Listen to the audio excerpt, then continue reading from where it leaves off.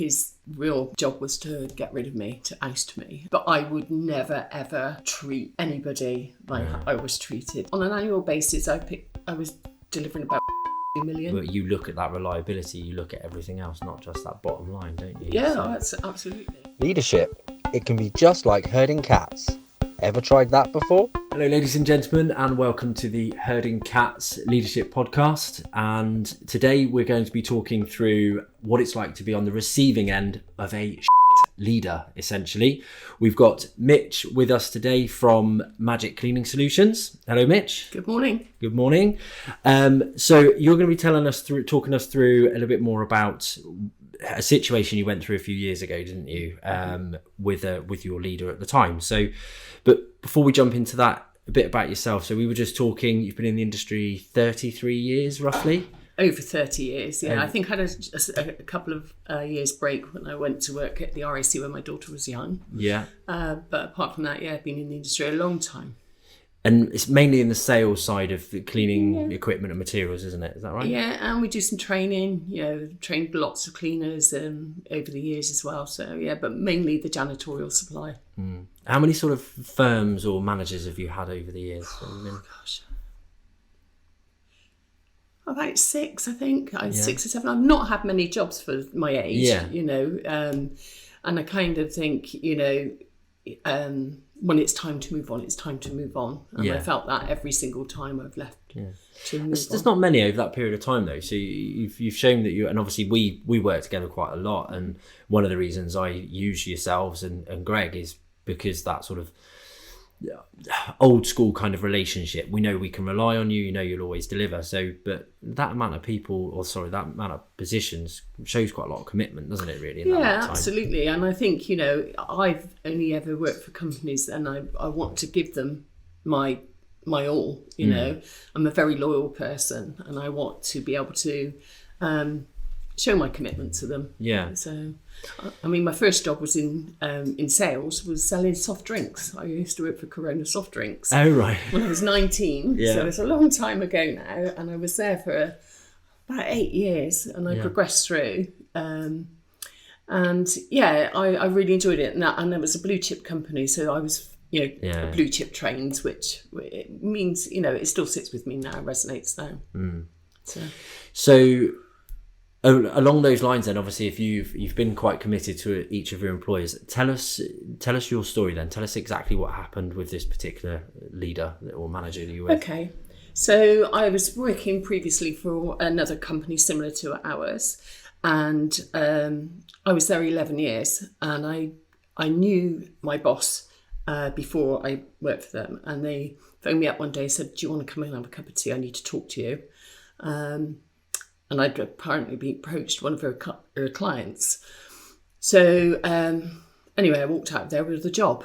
Okay. So that was it. That was my interview. I was having a cup of tea and a chat. And I walked out. Yeah, we were really, really close friends. I was very, very loyal. I mean, I was travelling all over the country. I was doing Lincoln, Derby, Sheffield, Llandudno, and everywhere across the southwest and obviously up the north, as well as being located in Bristol. So I was away from family and home a lot. And likewise, Greg was my colleague there as well, my business partner now, and he was staying away a lot as well. So we showed our commitment to to our boss. But things changed in the last 2 years I was there. A new manager was brought in. And basically, his real job was to get rid of me, to oust me. And I was being effectively managed out. I was submitting quotes for him to sign off and he wouldn't sign anything off. Whereas my colleagues, they were being signed off. And I realised then, and I just thought that the relationship changed between me and my boss because this other manager in between myself and my old boss was brought in, and I kind of thought, I can see the writing on the wall here. So basically, Greg and I were going on a course to Clover Chemicals up in Derbyshire Peaks. And he said, what's up, Mitch? I said, well, I've been to see one of my clients over in Bath. And she said, Michelle, she wouldn't call me Mitch, she would always call me Michelle. So she said, Michelle, what is up with you? You're not your normal self. And I kind of broke down in tears. Quite emotional, actually. Yeah. And she said, what is happening? And I told her. She said, why don't you do it for yourself? Yeah. And I said, do you think I can? She said, I know you can. So from that meeting, I was away with Greg driving up to Derbyshire Peaks, and I said, I'd seen this client and she noticed things weren't right with me. I wasn't my happy-go-lucky self. So she said that I should do it on my own. And he said, well, why don't we? And that's the conversation. Yeah. We'd had 7 months, about 3 months before we actually registered the business. Yeah. So the business was registered January 2018. We actually started trading in the June. My boss in question was actually away on holiday. Right. And we wanted to give our notice in, and they got delayed by 3 days. So that was the most agonising 3 days we'd actually had. So she knew I wasn't happy. Yeah. So I said, I'd like to meet you. And Greg came with me. And I don't understand why Greg's here, she said. And I said, well, I want to hand you this, give him my resignation. And with that, Greg, she was absolutely gobsmacked, could not believe it. Because I think what she thought is that the business I was doing for the business I was bringing in, delivering, would be picked up by Greg. Yeah. Because she hadn't anticipated him to hand his resignation in as well. And that was it. They did try to persuade Greg to stay, but our minds were made up. We'd got everything set up. We were ready to go. And hence, we're here today, 5 years on, and we're still doing really well. I mean, how did that sort of affect you in that situation then? Goodness. I was in a really dark place. I wasn't sleeping or I wasn't eating well. I'd never been treated like it before, and I'd given my all to that company. Absolutely, hours and hours of time, commitment, and I loved my job. I really loved it. I loved my clients. I loved, talking to people and just, changing people's perspective about cleaning, because that has changed it massively over the years. Oh yeah, definitely. With innovation and everything else that is being brought to the fore, sustainability. So I really loved my job, and I was going to South Wales one day and I was going over the Severn Bridge and I completely lost my vision. It was so scary. Yeah. I managed to get to the client, which was in Newport, just off the motorway, and I pulled in and I literally opened the door of my van and I just was really sick. Yeah. And I was shaking and I thought, whatever is up with me, I was in, and I tried to ring my boss and say, look, I'm really not well. Somebody needs to come and get me. Couldn't get hold of her. I knew Greg was going to Cardiff that day. So I rang him and I said, where are you? And he said, I'm just getting on the Severn Bridge. I said, can you come and pick me up? I said, I'm really not well. And then he picked me up. And then we went to Cardiff together, and I got a bottle of water and calmed myself down a bit. Yeah. But I was shaking and it was awful. And I thought, at that stage, something's got to change. Yeah. The pressure I was being put under I got pulled into this room and was told I wasn't delivering. And I can't imagine that for a second. I mean, I remember the first time we met, which Greg had managed to source a brush for a rotary machine. Yeah. I walked in just to pick it up, and I think that day you managed to sell me all sorts. I wasn't even there, was it? It was like, have you seen this? And that was it. So, and it questioned my integrity, and that is something that nobody should really ever feel. No. I felt that I was not valued, and for me to give everything and not get anything back from an employer, it was the first time that had ever happened. And I thought, right, I've got to change. And I thought I was going to go into floristry at the time, because I had an interest in floristry, and I did dabble with it. But to be honest, I've got to say it's probably a bit more of a younger person's game, because you're on your feet a lot and it puts a lot of pressure on your back and stuff like that. So I stuck to my guns, and, you know, we're here today. But I would never, ever treat anybody like I was treated or been put under that pressure. There's always a conversation to be had, you know, and get the feelings and the, you know, everything. You know, I mean, I'd been through so much with my boss. You know, I lost my mum when I was working for them, and they lost their dad. So we supported each other through all of that. Yeah. And then it just diminished, the relationship diminished, and something had happened. And I think I was that number in the balance sheet that they thought they could do without and still deliver the business. But obviously they didn't bank on my business partner joining me. I mean, I think that was a big gamble as well anyway, though, wasn't it? I mean, are you able to put some sort of rough figures on what you were bringing in for the company? There must have been a significant amount. On an annual basis, I was delivering about 1.2 million. Yeah. You know, and Greg was doing exactly the same. Yeah. So consequently, we were a big part of that business, a massive part. They have a big online presence, but in terms of the profitability of the business, it was delivered by us. Yeah. Because, you know, online is all about... I was going to say, online, a smaller order tends to be smaller orders, and it's very finicky customers, isn't it? Yeah. You know, you build relationships. You know, we're a prime example of that, aren't we? I mean, we've now been working together, what, 10 years? Yeah, probably. About that. Yeah. So I think that's a prime example. It's not just that one order, whereas online can be. It's one, maybe 2 orders a year, whereas you're bringing 1 or 2 a month. Well, I think I'm one of these tangible people. I like to be in touch with people. I mean, every time you phone me up or I phone you, we have a good half-hour conversation. Yeah. And sometimes it's not always about business. A lot of it is. Yeah. But it's usually about, you know, developing relationships. And that's so important. Absolutely, yeah. You know, and that's how I built my business, you know, developing relationships over the years for whoever I've worked for, whether it's been selling a bottle of pop or whether it's selling a mop, you know. At the end of the day, that person buys from a person. Yeah. You know, people buy from people, you know, and... I think even today, though, that's the 101 of business, isn't it? That is just it. It's people buy from people. It doesn't matter. Yes, there will always, these days, be an element of the online, but if you can make that relationship, people aren't going to think Amazon. They're going to think Mitch. That's it, aren't they?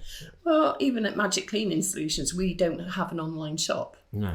We have a portal where you can order online through a link, or you know, our products are just there as a catalogue. It's personal to us. It really is genuinely personal about, you know, and I think if you develop that, people won't go elsewhere, you know, and because they know that it means so much to us. Yeah. You know, we'll always have a conversation if there's a problem or, you know, a pricing issue. Let's see what we can do, you know. And, you know, people don't only buy for price. No. You know, they buy for lots of reasons, you know. Well, especially the loyal customers, isn't it? It's those ones, like we say, that keep coming back time and time again. You know, you look at that reliability, you look at everything else, not just that bottom line, don't you? Yeah, that's absolutely. I mean, you were one of the first customers to phone us up and said, "Where have you gone?" Well, you disappeared. I've just been told that I got a new account manager and you found us. Yeah, exactly. I had to track you down somehow. You did. So what were sort of the early signs of all things changing then and things happening differently? When this new manager was brought in, I don't know whether he was going to be called a sales manager. I think he sat on the title of commercial manager.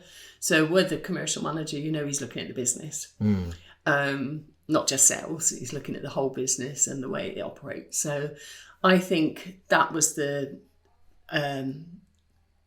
talisman for me, if you like.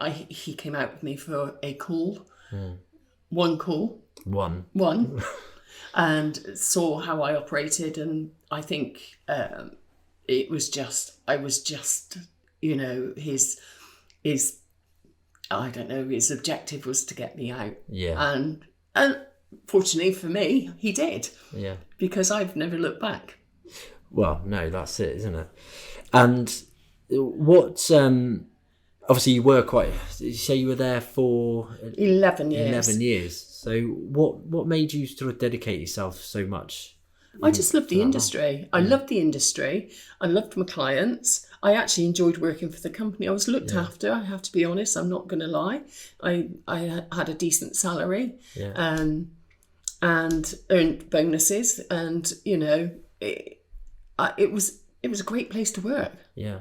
Once upon a time. Yeah. But the manager who got brought in as a commercial manager, he basically had no background in the industry, so knew nothing. And I actually told him I didn't respect him. Right. I actually said to him, so my previous boss, my older the owner of the company, stopped talking to me. Oh. It was like she would acknowledge me. Yeah. But there was no friendship anymore. It had gone. And I don't know what had killed that. Yeah. I think it was the fact that she wanted to distance herself from me. Yeah. So the communication was never there. And I was a little bit grumpy at times, I've got to be honest, when things were, because they changed procedures and it didn't work for me, it didn't work for Greg. And we weren't able to problem solve for people. You know, they'd say, well, where's this, where's that? Oh, you have to log it, you have to do this, you have to do that. And there's a process you have to follow now to be able to, well, we used to do all that and get the customer an answer within, minutes. Yeah. And now we can't do that those days, and just things weren't right. And I said, I just can't work with you. I'm really sorry. I have no respect for you. You don't really know what you're on about, and consequently, I couldn't speak to him. Was that person from the industry? No. Different industry? Different industry. Yeah. Yeah, they were from a different industry, and I've now moved on. I think he achieved his objective and went elsewhere again. Yeah. So, the writing was on the wall, literally. Before we dive too deep into this week's podcast, I want to tell you a little bit about our sponsors, which is Vapor Clean Commercial Cleaning Services. Vapor Clean provides commercial contract cleaning throughout the Southwest. If you run a business with premises that need cleaning on a daily basis, then we can provide that service for you regularly, sufficiently, and consistently to the highest standard. We provide trained professional operatives that are audited and supported the right way, making sure you have the highest standards all year round. So if you want to know more, get in touch. But for now, back to the podcast. I mean, that is, relating to obviously what we try and focus on with the podcast. I mean, that is the sign of, to me, a very bad manager though, isn't it? And a bad leader, because if you're not involving your team, you're not listening to the feedback from your team, you've basically alienated the two best salespeople you have that are bringing in between them 2.5 million a year and then gone. That's horrendous, isn't it?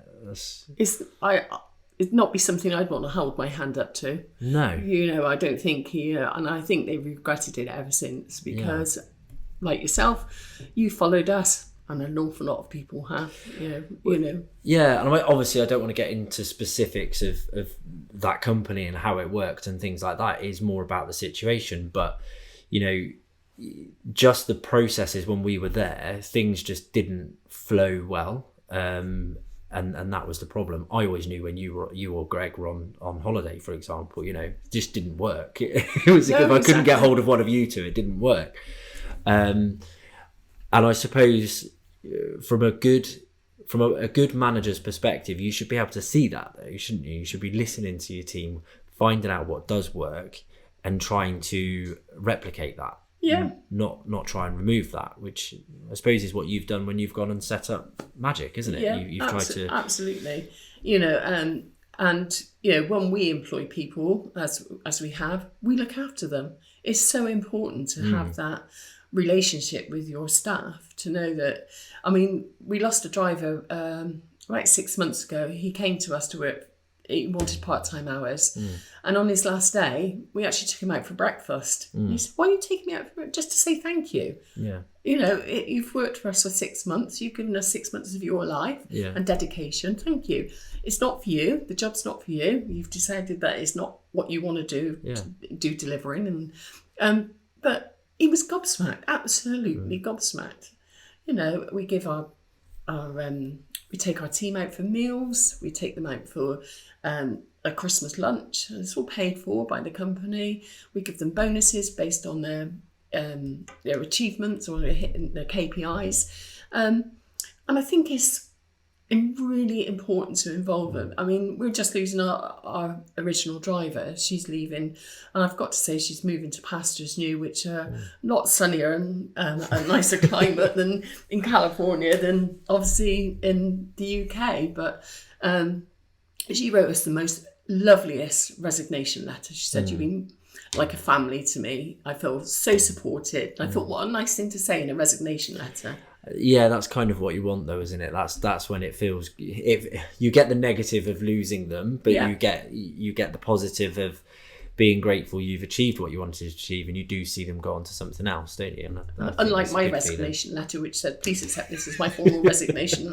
It wasn't even a thank you at the end, was it? You had to resist writing the other you. I kind of think I did put something. I will remember the good times or something like that. Yeah, and that's the because trouble. There was good times. Yeah, because it's that, like you said, it was that change, isn't it? And I think that's the biggest disappointment, I suppose, when things like that happen. And it just happened so quickly, and it didn't have to be that way. Yeah, you know, like I said, there's always a conversation to be had, and it was kind of door was closed. Yeah, and you go through this channel. Yeah, and that channel was blocking me, and I just thought, do you know what?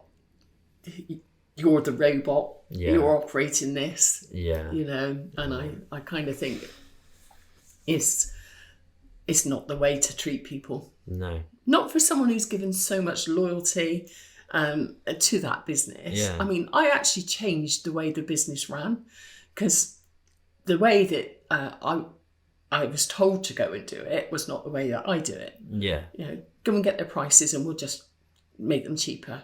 No.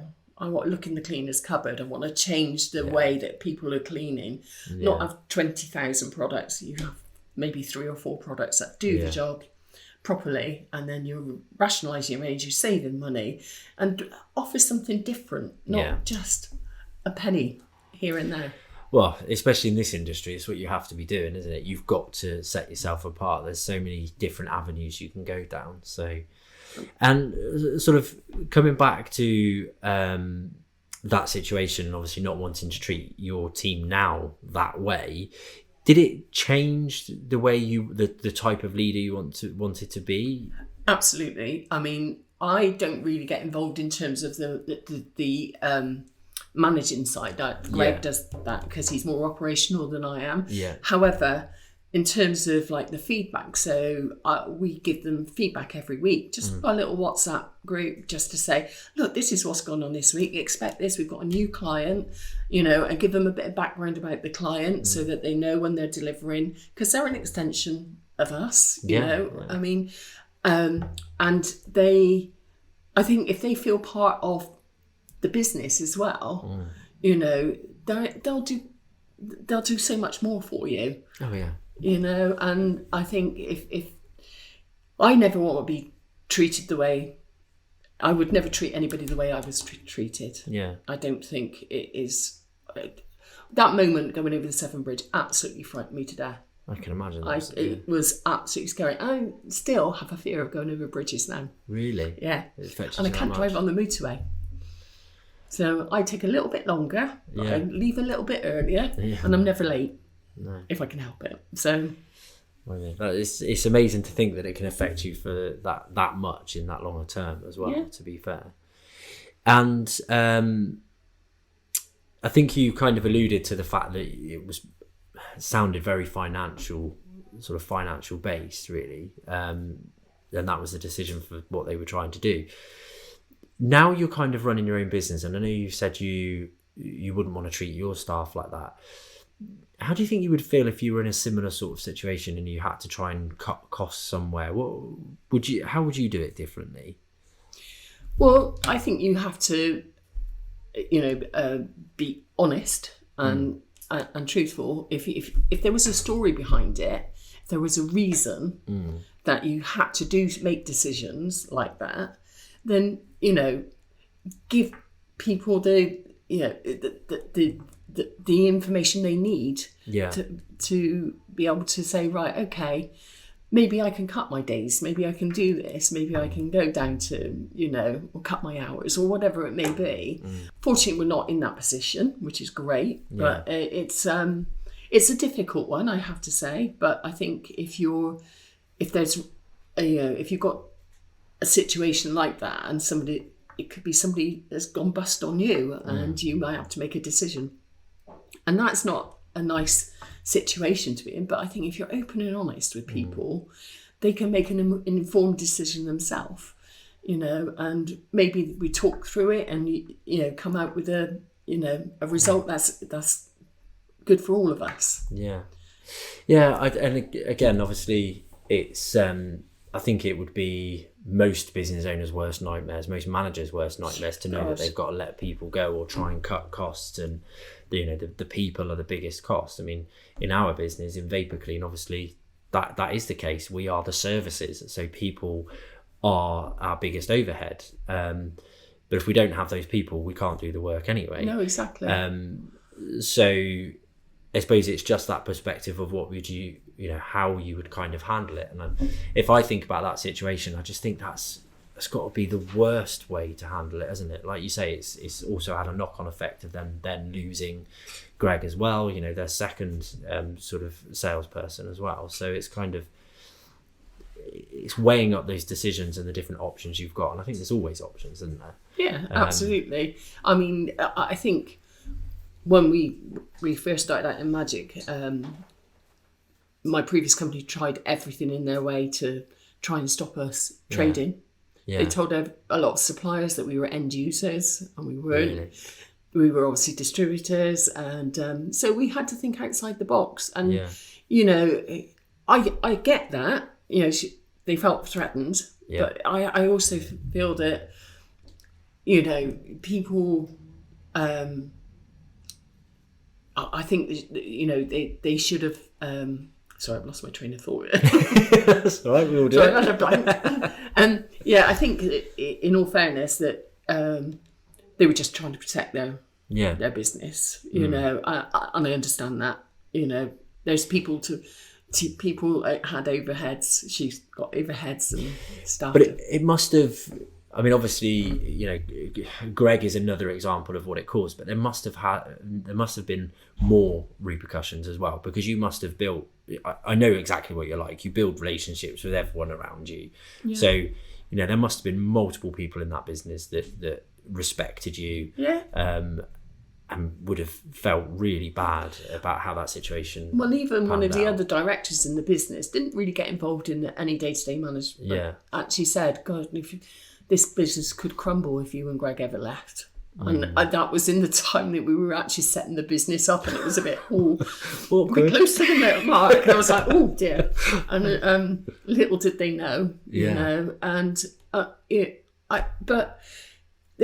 colleagues were friends, we had great relationships, we had a great social time, and I miss those times, I mean, just going out. I mean, the last Christmas do they had, I didn't go on because I was in such a dark place. And I just said, no, I don't want to go. Not feeling it. So did you speak to anyone else from the business afterwards? Was there anyone that you spoke to? Yeah, I've kept in contact with one of my colleagues there, and they actually said to my previous boss, I didn't like the way you treated Mitch. I don't think you should have done that. And it didn't go down very well, apparently. Yeah. But so other people knew that I was not feeling myself. I changed as a person completely. And I've got to say, nobody will ever do that again to me. No. I think that is the sign of a poor shit leader. Yeah. Yeah. Well, that's it, isn't it? Ultimately, there's, like you say, there's so many different ways about it, and I don't know anyone could actually sort of hold their head high and be proud of that sort of behaviour, is it? And I think, for me, I know, and we all face hard decisions, really hard decisions sometimes. I described the situation earlier when it comes down to cost and you've got to make some tough decisions. Unfortunately, I have been in that situation, and I've had to look at potentially overstretching my team and not recruiting someone new, or potentially looking at letting people go. And I've stood there and I've taken a pay cut because I'd rather keep someone else on and ride the storm.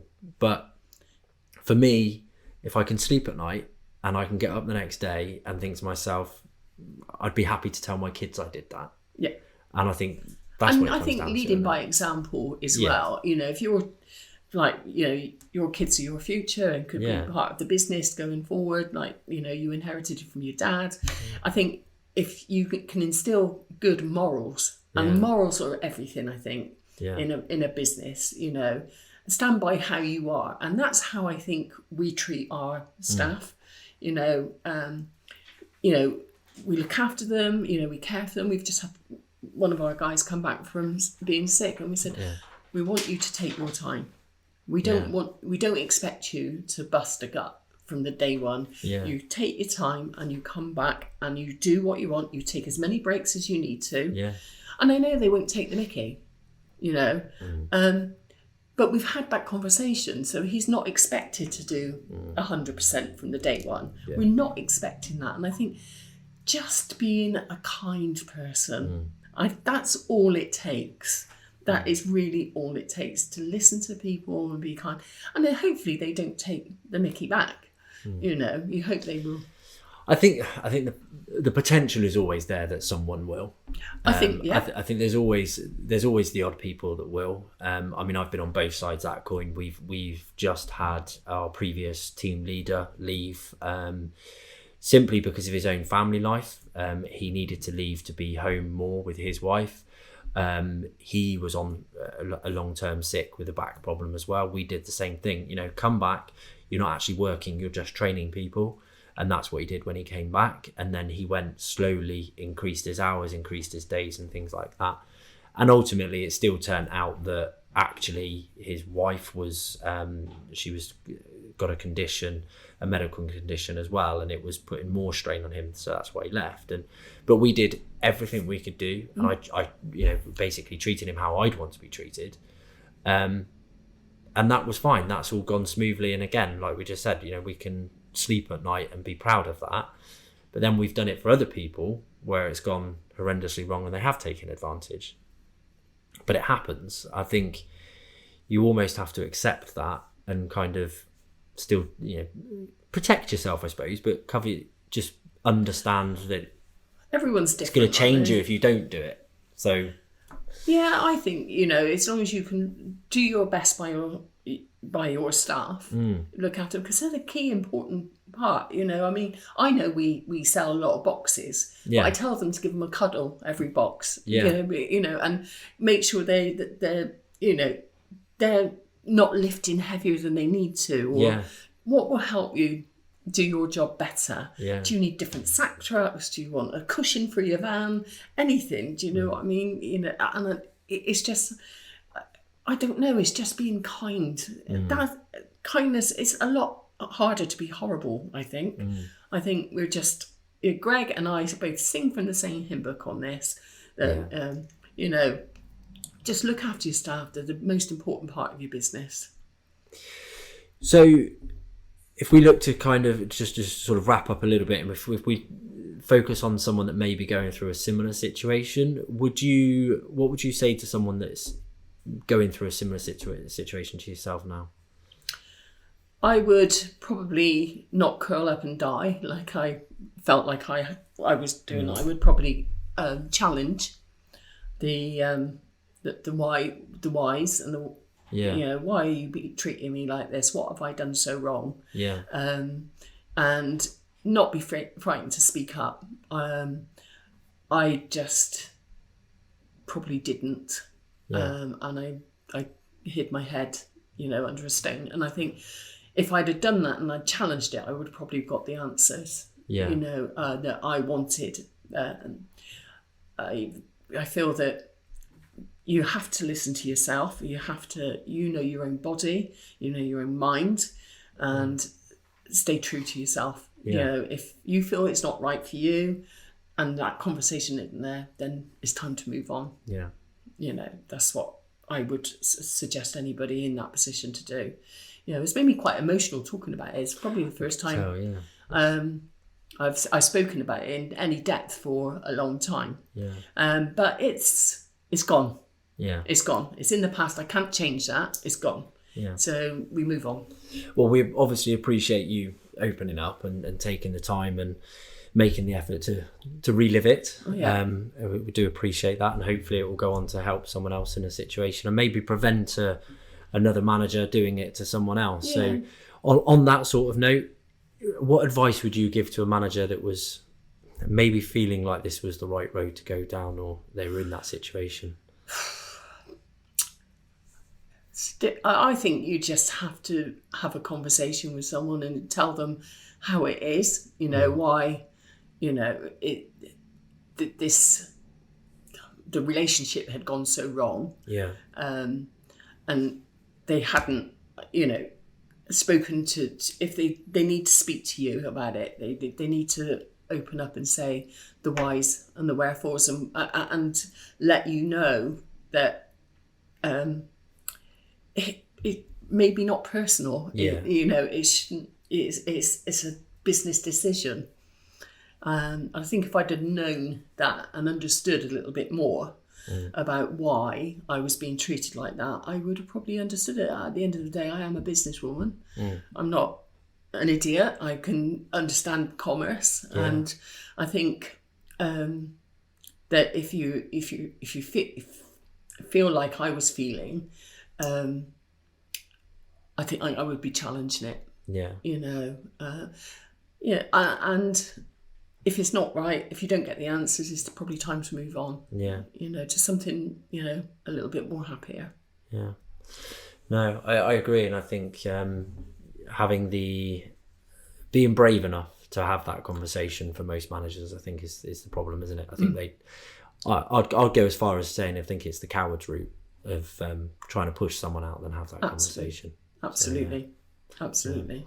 Brilliant. Well, thank you very much for your time, Mitch. How can people get in touch with you if they need supplies? Okay, so we are based near Chippenham on a lovely farm.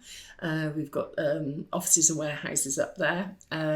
Contact us on our telephone 07494 424 104. That's my number, and Greg's is 07377 376 925. Or you can email us at sales@magiccleaningsolutions.co.uk.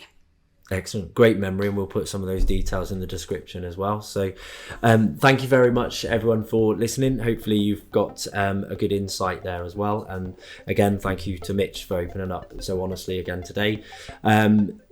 Once again, please do help us. If you can share this podcast with just one person, it will help us greatly. Leave a comment, subscribe if you would. That would be much appreciated. And we shall see you next week. Thank you very much.